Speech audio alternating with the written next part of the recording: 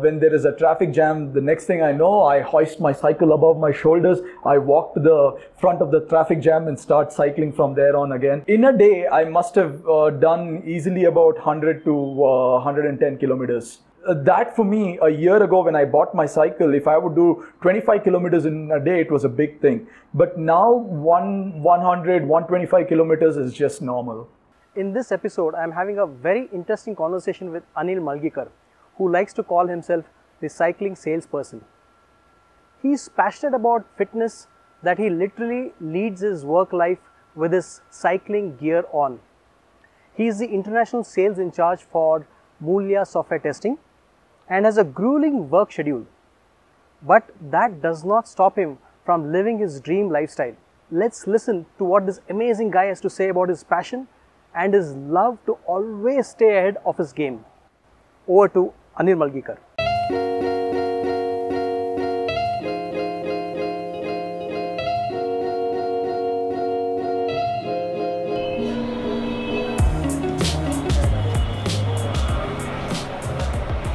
Mr. Anil Malgikar.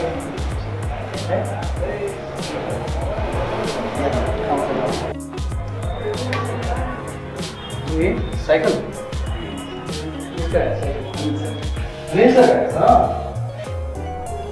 ये भी जाते हैं मीटिंग के लिए भी जाते हैं hello nice interesting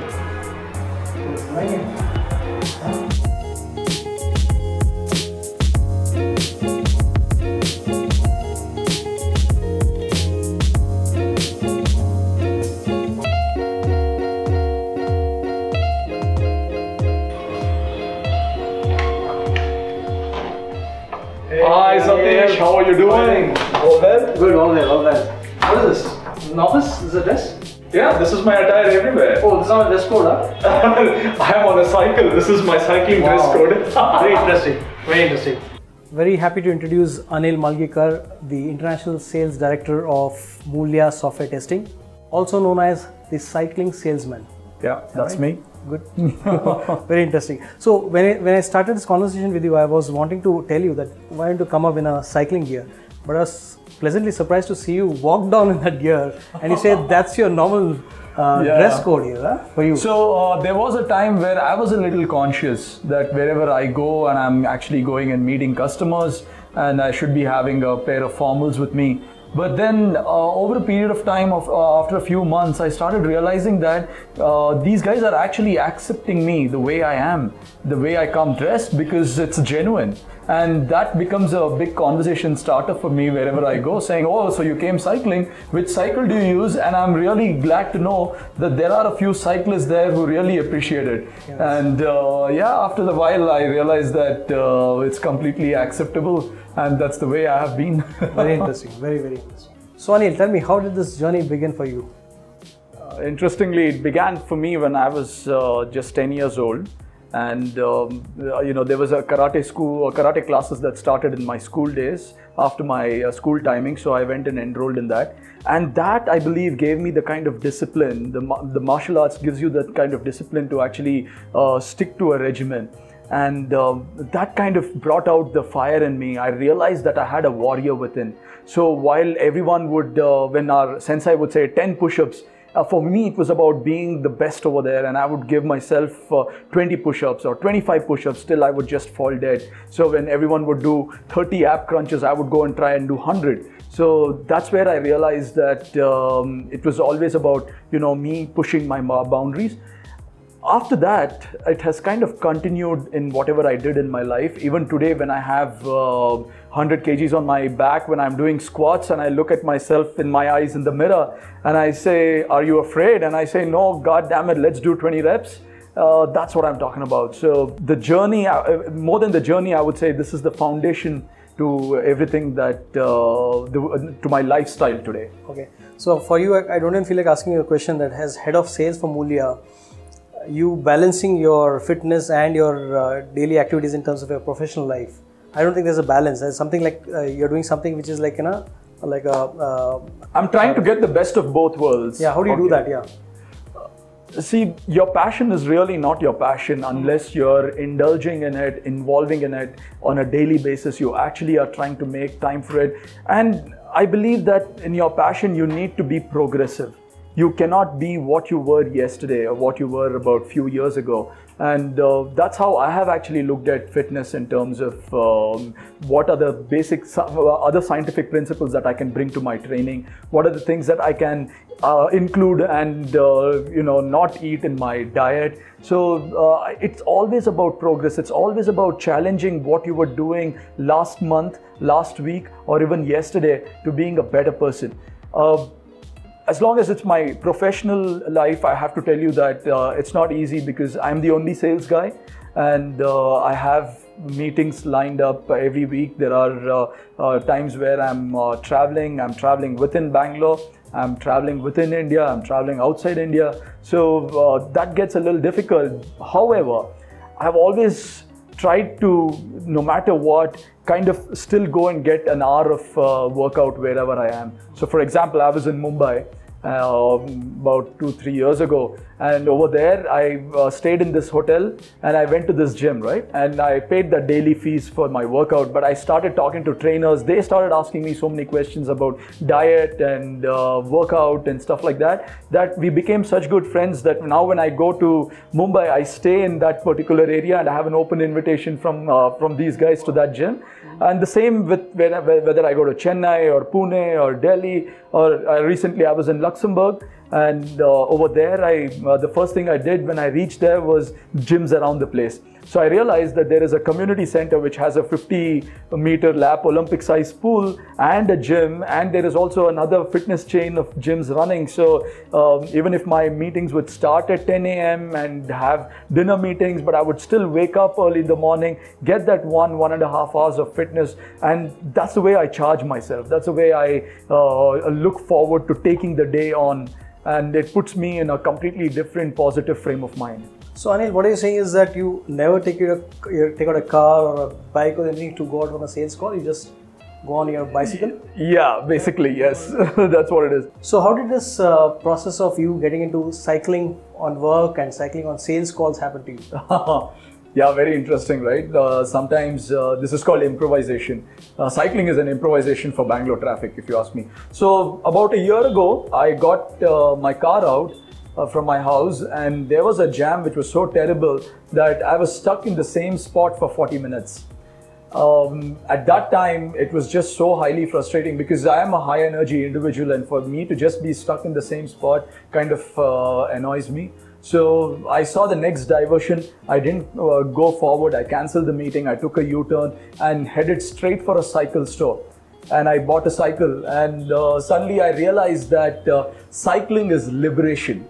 Trust me, in Bangalore traffic, when there is a traffic jam, the next thing I know, I hoist my cycle above my shoulders. I walk to the front of the traffic jam and start cycling from there on again. Wow. So my entire motto of cycling is my body should always be in motion. I must be doing something. If I'm not cycling on the road, then I'm pushing my cycle on the sidewalk. So, but whatever it is, I should never stop in motion. And that's how it began. And I'll tell you something else, right? There were times where I would actually come back from office and really frustrated, flustered, sitting in the traffic jam for such a long time, and I had to actually have a bath, refresh myself, and then go to the gym. Yes. But now it's all just one seamless activity. So here I am. I go cycling, and it's that itself has got my blood all warmed up. I'm kind of all sweaty. All I need to do is pack my gym bag,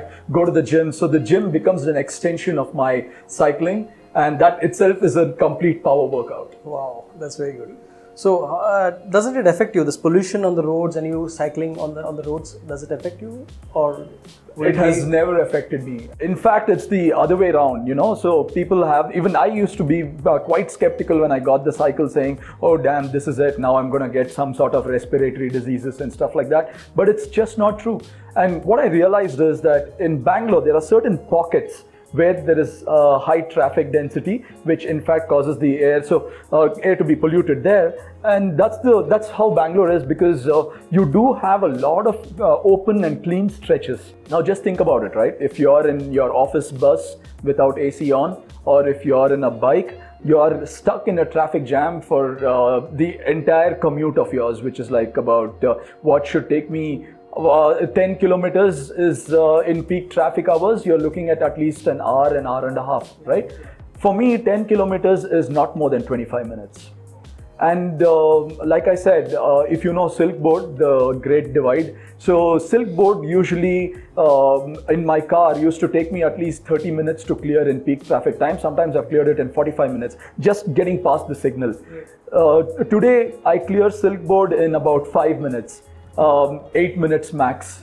So I never stay in a highly polluted place for longer than a few minutes, and I immediately move on, and the entire duration of the journey itself has come down. My average cycling speed is about 20 to 25 kilometers per hour, and so any distances of 20 kilometers is done in less than an hour. Fantastic.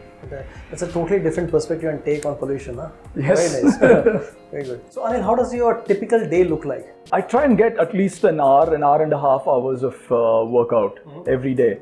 So I aim to go to the gym 7 days a week, because I know invariably I am going to be, I'm not going to be able to go to the gym for, let's say, a day or two. So I want to ensure that I go for at least 5 days. Therefore, my aim is to go for all 7 days, and whenever 2 days take a hit, that's included in the plan.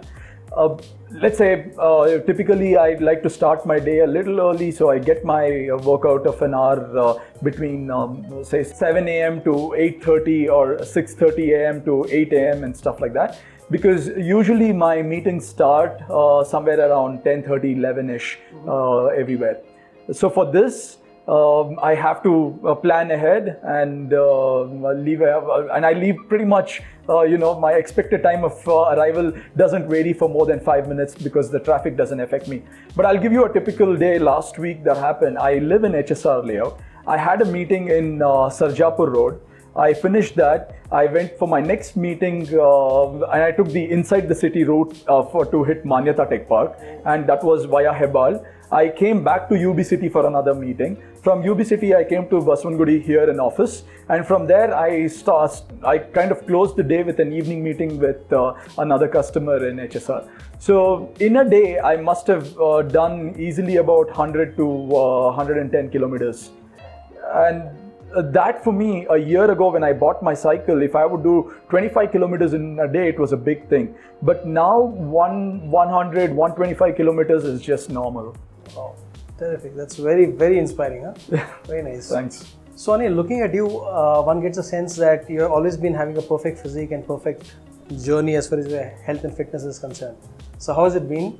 That is probably far from truth, because every athlete, when he's serious about what he's doing and making gains, has to keep pushing himself beyond his mental and physical barriers, because if not, you never know your potential. You've never, any competitive athlete today always feels that he's probably there is a little more that he can push and get himself out in order to peak his performance. And the same happened with me as well. So I took up martial arts at an amateur fighting level, and I injured, I actually broke my toe. I had a shoulder dislocation. I had torn my left bicipital tendon, and all this when I went under the MRI scan, the doctor said, "Oh, that's it. The scar tissue has formed here, and this cannot be healed. And I think you should stop, lifting weights in your life." And I was very depressed when I heard that. So after about 2 months, when this depression really hit me, I imagine a guy like me who is doing all these things, all such physical activities, and at the top of his athletic performance, is suddenly told that has these injuries and said that this is it for you, and that plays on your mind. And as a result, what happened was after 2 months of just no activity at all, I was kind of depressed, and I called up my friend And this friend of mine is also someone on my lines, and he has that same warrior within and the fire in his eyes. And he said, Anil, I'll tell you something about people like us. We have fitness running in our blood. Trust me, the day you feel that you have healed, and you may not even have healed, but the day you feel you have healed, the next day you'll be hitting the gym with a vengeance. I was in my friend's place for dinner, and I noticed a pair of 10 kg dumbbells, and my love for it, that I just ran towards it and I started lifting. I did 10 reps, I did 20 reps, I did 30 reps, and I still didn't get any pain. And I said, wow, okay, looks like I may have healed. And the next day I was in the gym and I didn't look back after that. I've had several injuries. Even now, actually, I'm nursing a rear deltoid strain. But my attitude towards injuries itself has changed, because if you look at your life from here on till you die, I mean, you may have another 30, 40, 50 years to live, who knows, right? So if you look at that many years and you just have to take a break for say 6 months to allow your body to heal, hey, that's not a big deal, right? So you can actually, you have to be intelligent about injuries. You have to see how best you can manage them and what exercises to do, not do based on your genetic structure or the past injuries that you've had, but you need to work around them. And once you do that, I believe that you can, I've actually written a blog on it where injuries are not the end all. You can actually work around it and still remain fit. Very good. Very interesting. So Anil, what's your take on general public and people who are working professionals who decide to take their health and fitness a little more seriously? Can they get into a regime or a routine which might be as disciplined as you and get the kind of results that you are getting? So this is a very interesting question, right? Because in today's life, I don't believe that you're really that busy that you can't make 45 minutes time for your fitness. You see, there are CEOs like a CEO of TCS, the chairman, N. Chandra, used to run marathons. I know there are so many CEOs today who actually run marathons, and marathon training takes at least an hour and a half of yours every day. So if CEOs can find time, and I believe that everybody else, all the other guys also can find time. Yeah, I understand that there are a lot of work pressures, and people who have a lot of burning desire to actually go and devote some time to fitness are not able to. Hence, I say just pick up a cycle and go to work. Right? That's the best thing you can do. If you're into running 10 kilometers, then run 10 kilometers if that also suits you. But do something. Try and take that first step. So fitness always starts with the first step. It's what really happens, I'll tell you, is that people lose connection with fitness. So they say that, oh, today I'm playing badminton. I had time to play badminton over the weekends. I play cricket, I play football, but soon that stops coming. On weekends, some other plans take over. Weekdays, some other plans take over. And emotionally, they lose the connection to fitness. And so I'm saying to everyone here, whoever is listening, saying, please don't lose the connection to fitness. Do something in your everyday life. It could be something as simple as just walking from your house to your office. If your office is far, just buy a cycle and cycle to office. Otherwise, while you're working, if let's say none of these are possible, then in between meetings, just start some high intensity body weight exercises that you can do for half an hour in your own office cubicle. So, but whatever you do, don't lose the connection to fitness, because once it's lost, I'll tell you what happens. Once it is lost, then a lot of other habits tend to creep in. There are always, bad eating habits. There are office parties. There are friends parties. There is a little bit of, consumption of alcohol in these parties. And as a result of which, what you see in the mirror starts to demotivate you. So I'm saying don't lose that connection. Keep doing it so that it's a continuous effort. And it has to be done, step by step. Every building did not suddenly come up overnight. It had to be built brick by brick. And that's how you have to look at it. Very interesting perspective, Anil. So I hear that you're also interested and you're also actively mentoring people on health and wellness and fitness. Yes, I am. And I know, Anil, for you, it's very important that people, when they come and talk to you, that they have a perspective about what is it that they're looking for from their fitness. What is the purpose of them doing it? So how do you help people get a clarity on that? When people come to me, they come with a lot of preconceived notions, right? Yeah. There are some of these people who say, hey, I don't want to lift weights because I'm going to get bulky.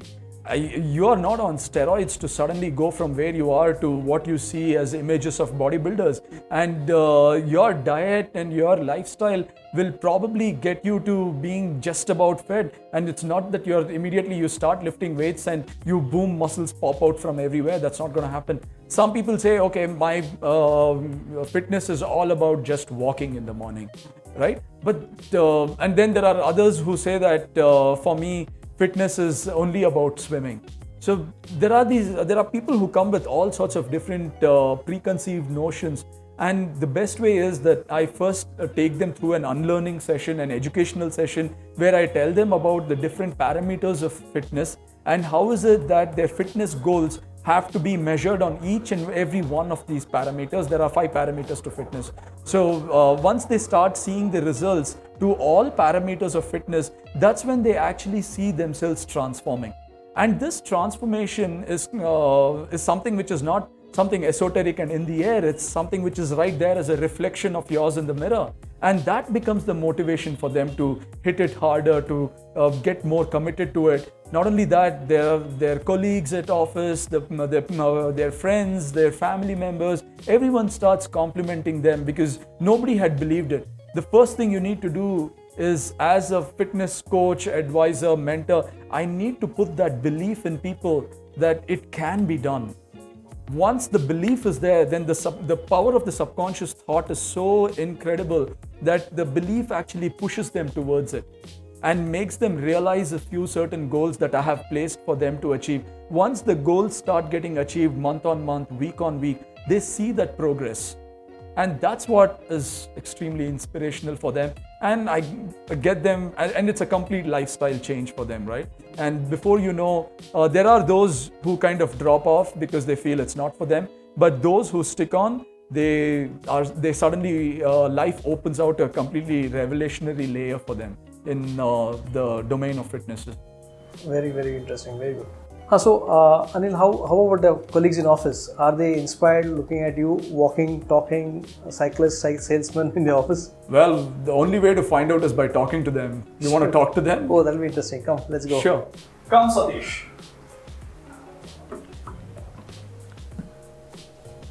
There we have Samvid. Hey, hi, Samvid. Meet Satish. Satish meets Samvid. Hi. Satish has a few interesting questions for you, which you may want to have a perspective on and express about it. So Samvid, yeah, so how has your interactions and working closely with Anil helped you into the frame of mind of fitness? It's been very inspiring. Actually, when I was in my engineering, I did work out a little, and I was always skeptical about whether I would be able to maintain this regime as I go into a professional career. And I think looking at him, it's made me believe that it's possible, and it's also given me the hope that I can achieve that level of fitness someday. Very nice. Very nice. Interesting. All the best to you. Thank you. So Prabhula, how has Anil inspired you? So Anil has been quite an inspiration. Talking about gym and all those things was never into the fitness frame. I was more into, the person who was eating foodie and stuffs like that. So today I'm like going to the gym and working out. Like in the morning sessions, evening is too tough. So now I go at least to the gym and work out. So that's how Anil has inspired me. Saying you're talking about some interesting journey about some lift or something, some anecdote about that? So it was like we had gone to one of our client locations where Anil spoke to me, like we were together, like that was a time where I spent time with Anil like at least 3 days.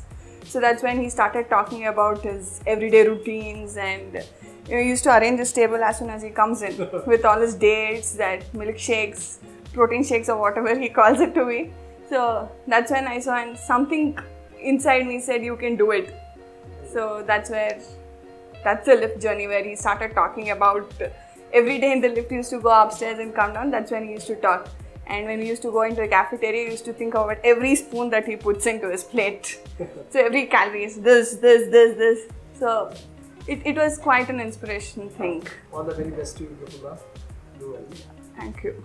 Any closing remarks from you, Anil?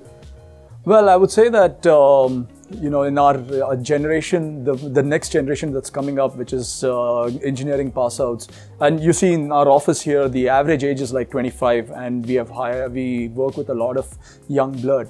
And so when I look at them and I say that this generation has to be more fitness conscious. This is the generation that has to make time to know about work-life balance and be more inspired to do much more than what they actually want from life. And in order to do that, one of the best ways is to get into that positive frame of mind, and nothing helps positivity as much as a daily dose of a great workout.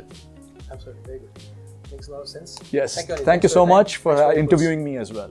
For more information, perspectives and interesting interviews on the topic of health and wellness, please subscribe to www.proholistichealth.com.